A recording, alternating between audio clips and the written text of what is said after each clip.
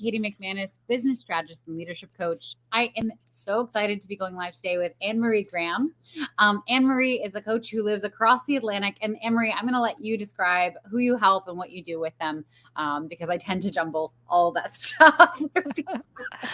Oh, thanks so much, Kitty. It's great to be here. Thanks so much for the invite. Yeah, so I'm based in Dublin and I brand myself really as a business growth and mindset strategist. So I work with business owners around growth strategy in their business, but also where their own behavior and thinking is holding them back. Yeah.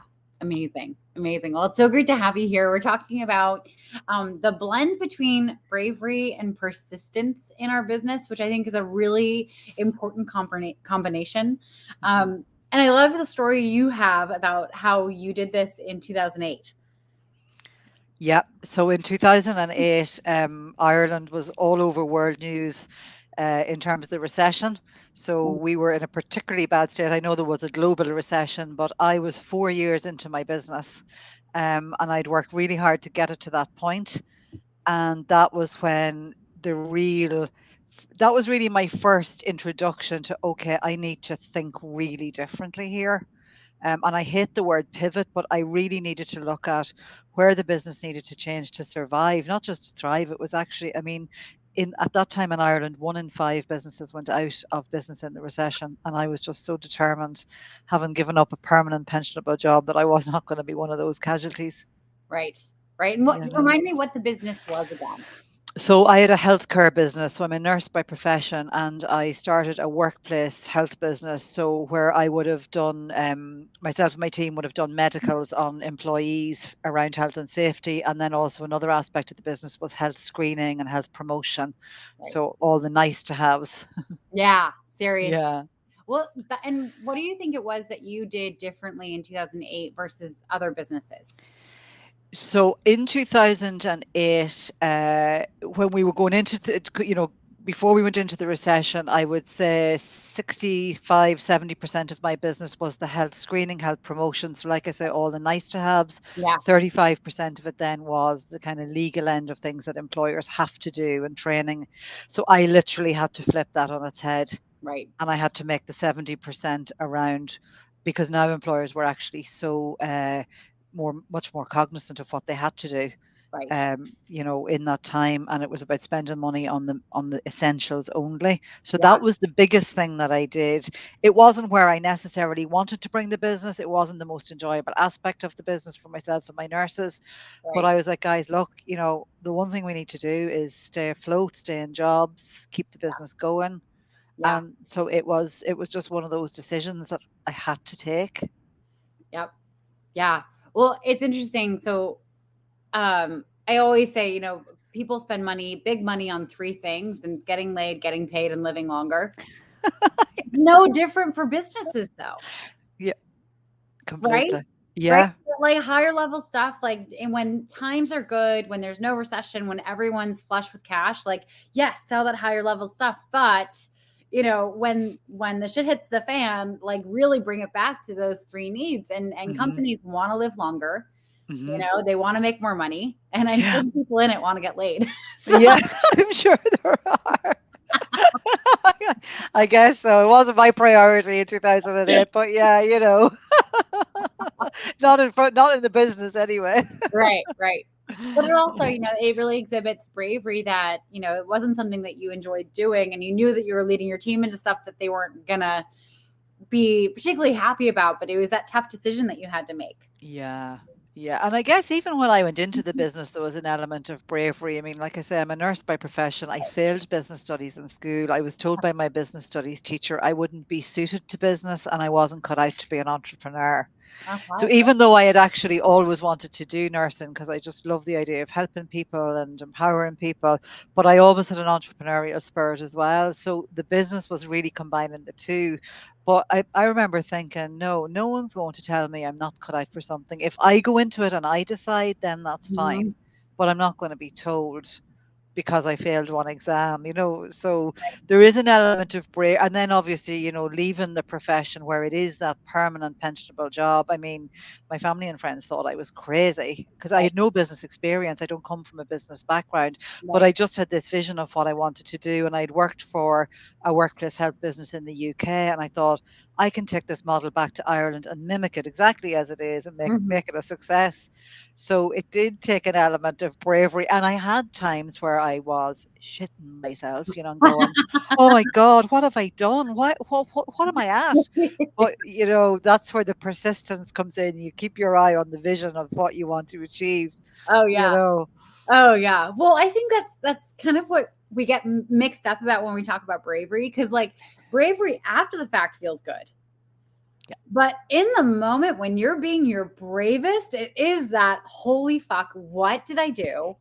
Like, I'm gonna pee myself. And also, like, who else is doing something better that like I can replicate or, compare myself against?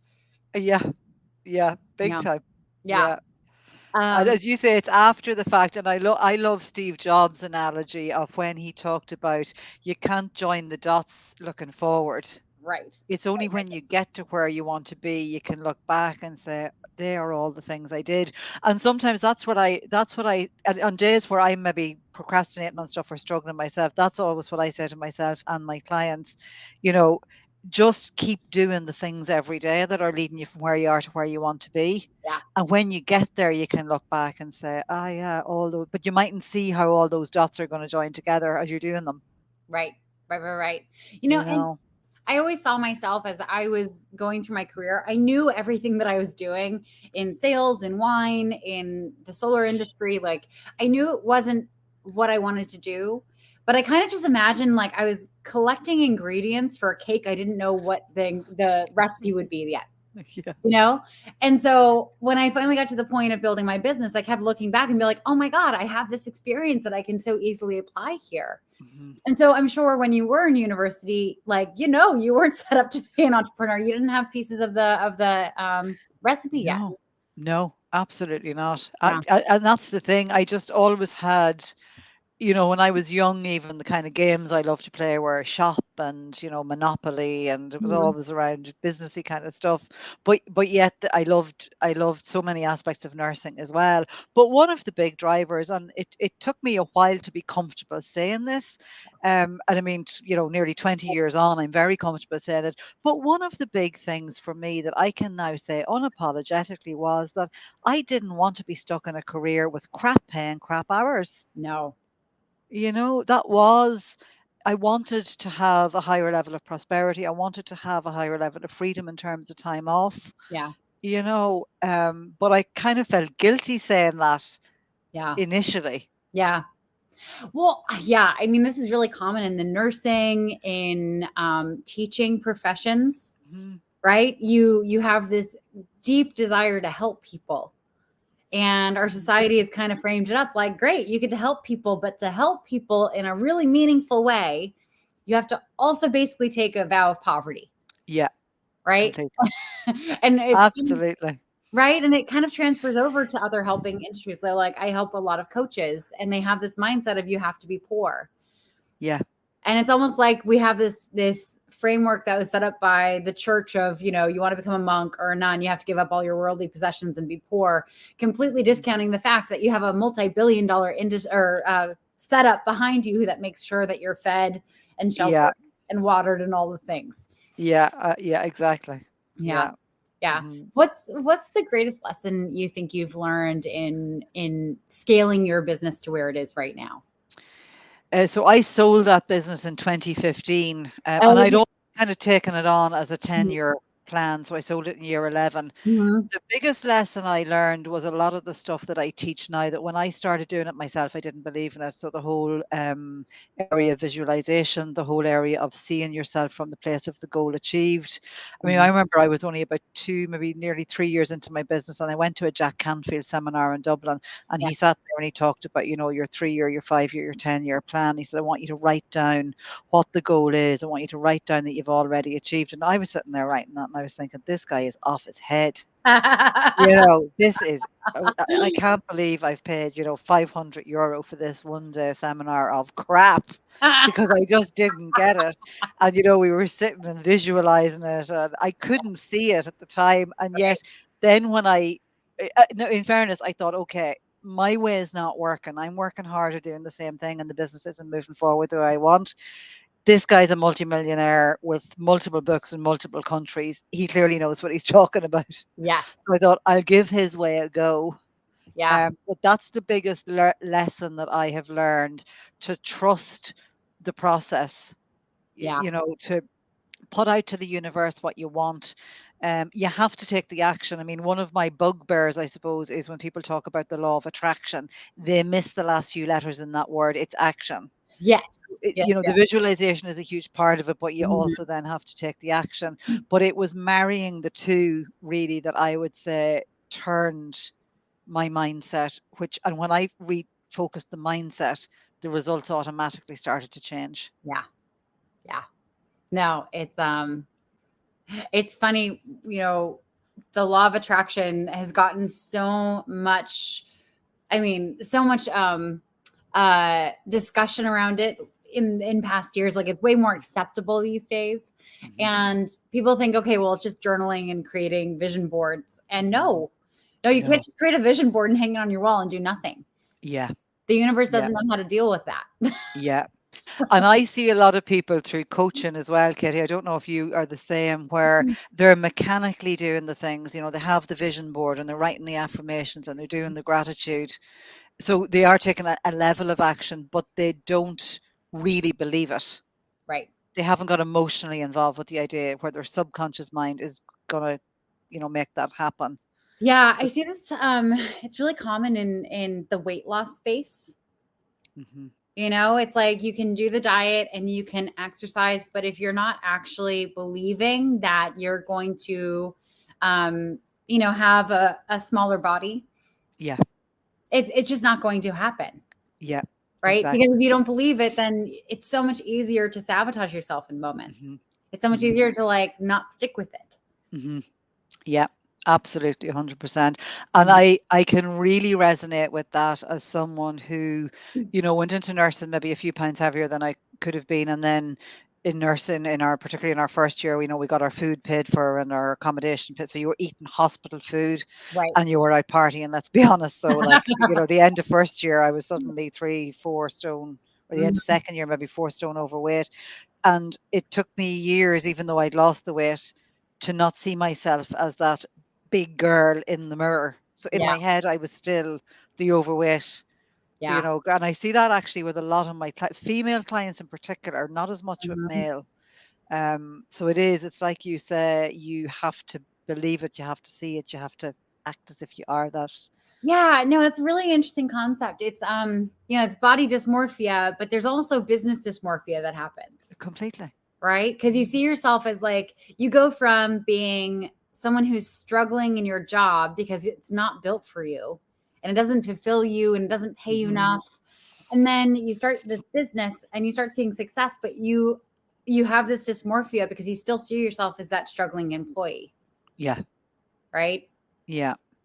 Yeah, absolutely. And I see it as well with people where I would have clients where maybe it's a sideline business, but they want it to be they want that to be their main job. And Yeah. it's exactly what you're saying. It's that dysmorphia when they leave the job and that comfort blanket is gone. And then there's suddenly this business owner that they have to be 24/7. Right.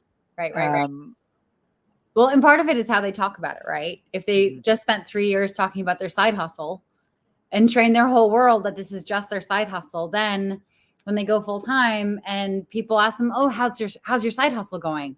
They Yeah, don't mean to be demeaning about it, but what it does is it knocks this person down to, "Oh god, that's right. It's just a side hustle that I'm doing full time now yeah, rather exactly. than a full-time business." Yeah. And I mean, I even think as well, it's important because I have, so when in 2012, I bought over one of my competitors in the healthcare space with Hmm. a view really to scale in the business. So the acquisition was really purely to scale. Yeah. And then I sold in 2015. And it's one of the things that I really work with now. And for any business owners on your call who are grooming a business for sale, or they're maybe about to go into a sale of their business, because what I found was I had complete disorientation when I sold the business. It wasn't mine, yet I was legally tied in. So it Yeah. kind of was mine. And where the client's mine, they still saw me as the business. Yeah. And then, particularly then when I went coaching full time, which was always my area of passion, Yeah. I suddenly went from being this recognized healthcare business owner Yeah. to a coach where I was felt like I was nearly starting at the bottom again. Yeah. So there was a huge amount of mindset work I had to do Yeah. with myself and my own coach around Hmm. that, because I was kind of like, okay, but I was top of my game and top of my field and so recognized. And now no one knows me as a business coach. Where do I start? You know? It's funny you say that. I had a similar experience because I jumped careers and industries so much in my 20s that when I started coaching, I was like, oh God, like I was kind of embarrassed to admit that I'd switched careers again because I didn't want people to be like, oh, cool, like how long's this gonna last for her? Mhm. You know, Yeah, like she's changed so much. I know. Yeah. And sometimes it's a matter of reframing that, Yeah. in your mind. Because I was speaking to somebody recently, and I'm a Bob Proctor, one of the Bob Proctor certified consultants, and there was a young girl. Like, when I say young, she's in her probably late 20s, maybe, Mhm. and she was so, God, I don't know if people are going to take me seriously with life experience. And the whole thing in PGI was where we were saying to her, look, you're going on someone who had 60 years experience. So he only Right. died in February this year. So Right. you're selling his knowledge and his program and all, and you're facilitating all that knowledge. So kind of, and when she reframed that, actually, she started to do much better. Right. Yeah. I mean, the reframe is so helpful, but also just having someone to believe in you, Mhm. and say, Yeah. no, no, no, like I wouldn't be working with you right now if I didn't see this for you. Absolutely. Yeah. Yeah. Yeah, absolutely. And that's I say that a lot to clients when I start out. I say, just borrow my belief. I can see it. I can see the potential, and you will see it. Yeah. But for now, just borrow what I see. Yeah. You know. Yeah. No, it seems negligible. It seems like it's something that someone says, but I had a coach say that to me early on, and it meant so much because even when I was having a meltdown and thinking I just can't do this, I Mhm. knew he was out there just kind of believing in me on his own. Yeah. Yeah. Yeah. Yeah. 100%. So, what area in your business are you being bravest in right now? Scale into group, actually, because well, pre-pandemic I was doing everything face to face. So Yeah. on the 12th of March 2020, I literally went, "Oh my God, what do I do? I'm gonna have to go back to nursing." But so the bravery of the last few years has around being getting online, learning technology. I would have had a huge mental block about technology and made all the crappy excuses, I'm Irish and we're into connection with people and you have to be face to face and I won't get the right vibe. Bullshit. It was just I'm, that was a cave I feared to enter. So I I'm sorry. overcame What's the all, belief about being Irish? Why? but Irish people, connection is so important to us and you have to be face to Oh, face and you have to look okay, in the got it. whites of their eyes. It's like, Oh, no, that's a crappy excuse, Emery. You're telling yourself because you don't want to be online because it's not comfortable. So that was probably a huge discomfort. And then at the moment, then because I've been so used to doing it one to one, mm-hmm. so I started my first group in April, and they ran for 3 months. And I suppose I only had 5 people actually started, about 8 people sign up, and then 3 pulled out. Yeah. So that was kind of like, oh my God, oh, that's a sign I'm not cut out for group. Just any little thing to hook Yeah. onto. And I thought, Uh-huh. oh, I know this is crap. What Yeah. what would you tell your client who said that? Right. So yeah, get scale into group. In terms of scaling the business, that's the only way I can, because the one-to-one time, you're capped in terms of Right. physically the amount of time you have. So yeah, that's been my kind of push through that discomfort for the last few months. Yeah. Yeah. Mm, It's interesting. I think probably just 5 months ahead of you in that, because Okay. I launched my BYOB group in January, and I think it was like April was the first session I had with them, because it's part online training and part in-person group coaching, or Zoom Okay. group coaching. And I think my very first call where I wasn't like nervous was in Yeah. April. Okay. It's like I had been running it for 3.5 months, and I was like, "Oh, I don't have a pit in my stomach about like fucking this up." Okay, I know. But yet it's funny. I got feedback from the 5 participants, and I was very honest with them. And they were happened to be all women. I said, "Girls, look, this is the first group program I've done, and yeah, as in group program I've done online. I've done a lot right, of corporate training where you go in with a group and train, but right. that's that's different." And 2 out of the 5 of them said, because I had this kind of nearly mental block about group. Well, groups for people who can't afford one-to-one, because Ah, that's also the way I looked mhm, at group. So right, we, right, I guess we view the world from our own internal lens as totally. well. Yeah, But 2 out of the 5 ladies were like, I mean, I've just learned so much from you, and it's been brilliant. But I've learned so much from the other women as well, yeah, and we all experience the same stuff, and we all go through the same things. So the learning they got from each other, and all of them put that on the feedback form. yeah, 2 of them in particular actually really, really honed in on that point. yeah, yeah. So I mean, it's magical. yeah, Yeah. yeah, that was my excuse blown out of the water. Well, it also takes the pressure off of you to be the smartest one in the room, Mhm, right? But because you mhm. were hosting the room, like everything get attributed back to that room, Yeah, right? yeah, absolutely.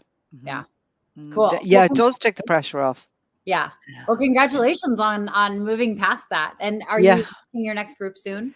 Yes, I'm gonna launch the next group. So I have an in-person my first in-person event actually since, 2020. January 2020 was the last in-person I did. So I have my next in-person event in Dublin coming up on the 20th of October. So I'm launching the next group at that event. Oh, fabulous. And this Yeah. event, so tell me about this, because events are like in my future. I haven't gotten my brain organized around them. How are you setting this up?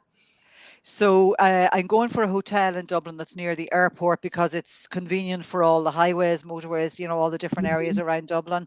So I literally, again, it was a matter of just, Emery, get off your ass and do it. So I booked the hotel.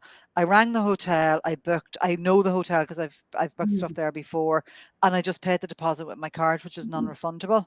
Yeah. And I said I want the room booked for 50 people. So, and I've ordered, breakfast for 50 people, lunch for 50 people. So it's like, okay, you got to make this happen. But it's funny, in 2 weeks, I have 20 tickets sold. Right. Of course. And, I have another 4 weeks to go. So, Yeah. but it was just, I thought if it's booked and it's done and it's in the diary, if I have more than one person, it's an event. Yeah. That's the way I kind of looked at it. Mhm. Um, and I guess you forget maybe in some ways that it is different in terms of reaching out with ticket sales and all of the other things that you have to consider, like audio visual and Right. the kind of room setup workbooks. So physical workbooks, getting them printed, getting my signage redone. Right. So they're all the additional things that I wouldn't have thought of that again you don't have to worry about on Zoom. Yeah. Yeah, Brett said burn the boats. Absolutely. Exactly. I love Exactly. that phrase. I know. Yeah, yeah, Well, and we make up all these things. It's like, oh, well, I've mentioned doing an event, and people are like, oh, I might be able to go, but we forget that people can't RSVP to a maybe, yeah. right? But if you give them Mhm, a date and you give them a time and you give them a location, mhm. they can say yes or no. Yeah, Yeah. yeah, absolutely. Yeah. Yeah. And like I say, if it's an in-person event and you have more than 1 or 2 people, it's an event. Right. Because sometimes I have clients who get very hung up on, I only had 4 people or 5 people in my webinar. And what I say to them is, you're better to have a small audience Yeah. that are your people, they're your tribe, they're the type of people you want to work with and they want to work with you, Yeah. than have 50 people in a room or in a Zoom room, with cameras turned off and they're working away and they've signed up and they feel guilty, so they just click in, Yeah. you Totally. know. Mm-hmm. So I think that's important. It's Yeah. it's not always about quantity. Right.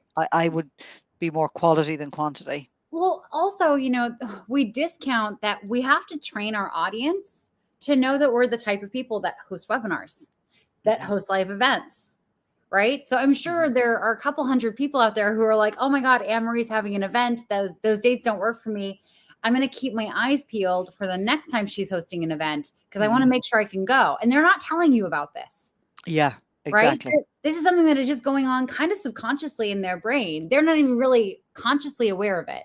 Mhm. Um, but we have to go through this process when we start doing webinars or events or anything where people have to come together. Yeah. Yeah, exactly. Yeah. And it's not really much different with a webinar. You know, you have to schedule it in, you have to work around it, you have to have 2, 3 Mhm. weeks prep time, give people notice. You know, people are busy. I do pop-ups. I like give Do people you? Oh, okay. But I prefer to have kind of 2, well, a minimum of a 2-week lead, but I'd be more right, comfortable with 3. right. Getting it out. But then there's the other thing of, you know, I see sometimes people advertising a webinar that's 6 weeks away. People aren't going to remember that. They're going to No, book it now, unless they're paying for it. If it's a right. free webinar, they're going to book it and they're not going to show up because they won't To- even remember. No, totally. I'm sure my team would prefer that I do 2 or 3 weeks lead up time because then they'd have some time to like build some stuff around it. But no, I usually just typically I'm like, I just feel like doing a webinar tomorrow.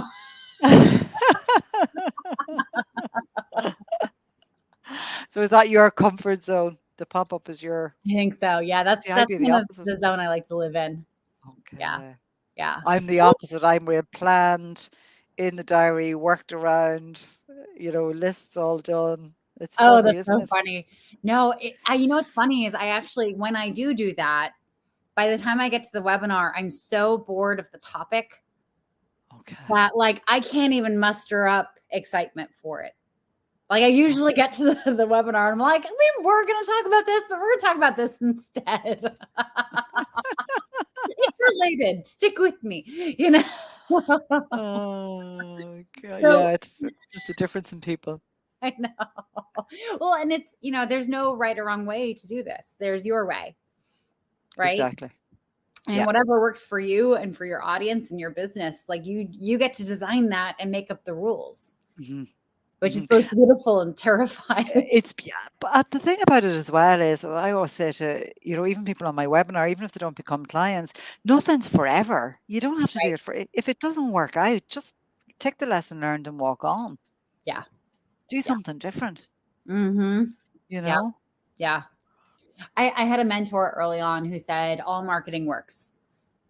Yeah. It either works and you get clients, or it works and you hear crickets and you know that you shouldn't post that ever again.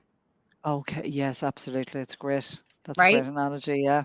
Hmm. But you're not going to know. Like, we can't figure out what's going to work to make us lots of money in our business by hiding alone in our houses, not talking to anyone. Yeah. Yes, exactly.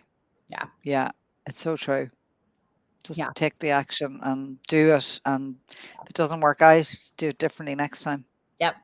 Yeah, I Yep. think I told you before, the first webinar I ran, which was in April 2020, Mhm. and like I had all friends and family, like I had family and everything, and I was literally begging people to come in as an audience. I think I had about 20 people, and 14 of them were friends and family. I shut the fucking webinar down. I was trying to put them into a Oh, yeah. breakout room, and I shut the whole screen went. It was gone. Meeting ended by the host. I was going, oh my God.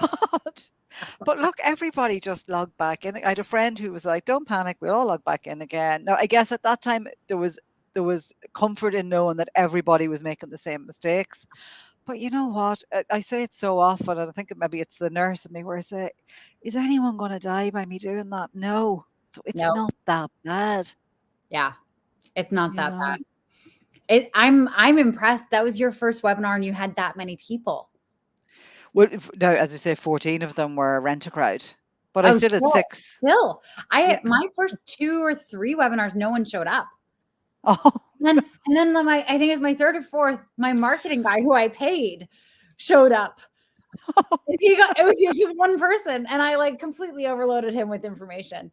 And then my fourth or fifth, I can't remember, 2 people registered and like confirmed that they were coming. So I made my dad, my sister, and my friend Palmer show up.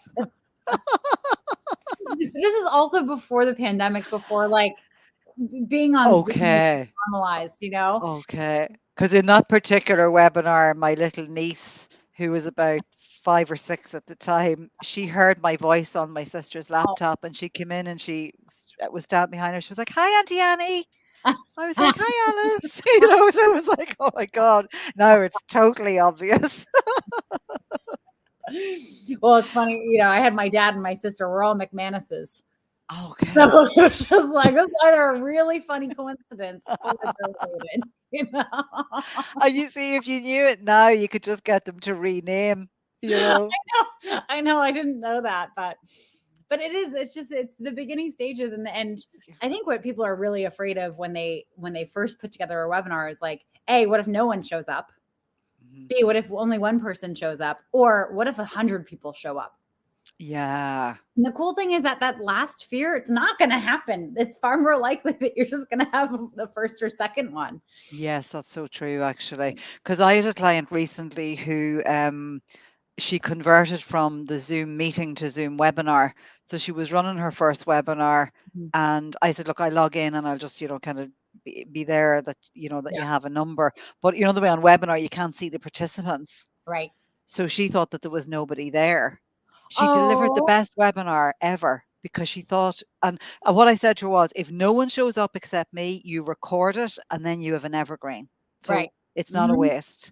Yeah. And so she was talking as if this was an evergreen webinar. She didn't know that she had 7 people at the webinar that she didn't realize. Oh my God. 7 others apart from me because she couldn't see them. So it just, goes to show. Yeah. It's funny. I think that's my next brave barrier is doing like a proper webinar because I'm so comfortable in the meeting room scenario. We Yes. see people's faces and it's interactive. Really sticking with like a proper plan and all that stuff and doing it without seeing that immediate feedback is my next area for bravery. Yeah, actually yeah, well, I haven't done that yet Mhm. either, but group was kind of my big bravery move. So now that when I get the second group launched, I might tackle a webinar before Christmas. Be my Christmas present to myself. Merry Christmas.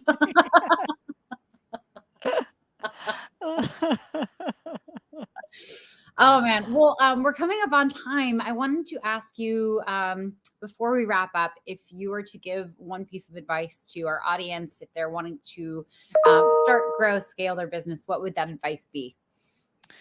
I would say know what it is you want and look at 2 things, where you are now and where you want to be, and just put 90-day blocks in place to get you there.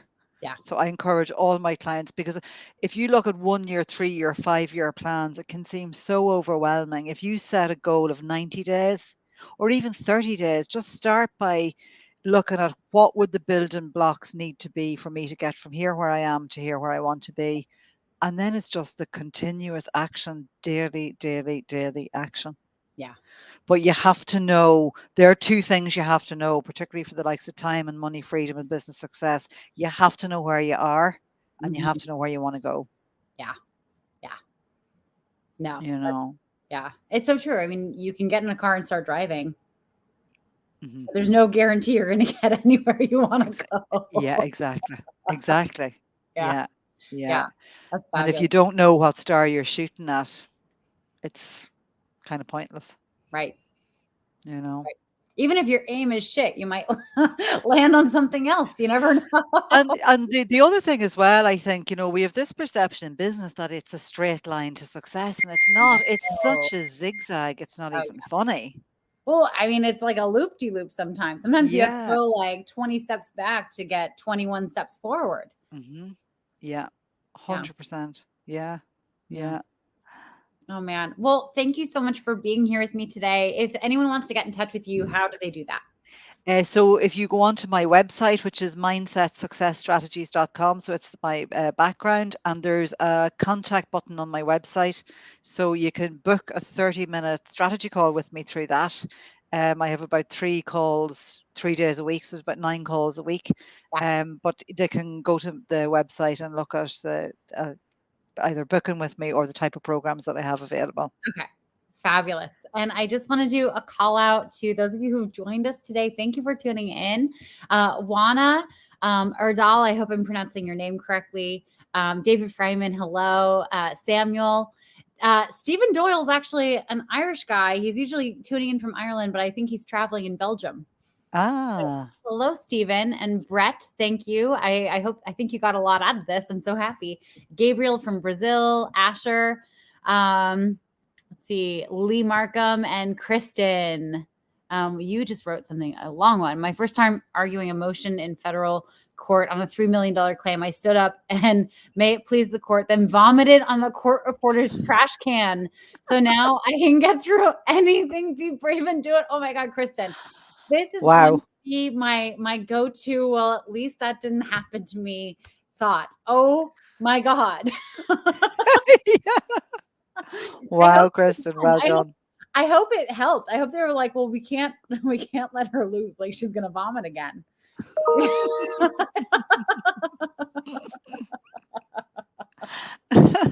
Oh my God. Anne-Marie, I hope you'll come back and come live with me again. This has been so much fun. Absolutely. Thanks so much. I'd love to. Okay, Thanks good. a million. All right. Well, thank you everyone for tuning in. I'm Katie McManus, business strategist and leadership coach. Today is actually day 23 of me going live every single day in September. So we have 7 days left. If you have any topics you'd like me to talk about, then please DM them to me. I'd love to make the last 7 days of this super valuable to you. Anyway, joining me today was Anne-Marie Graham. Thank you so much for joining with us, and we will talk to you soon. Bye. Bye, everyone.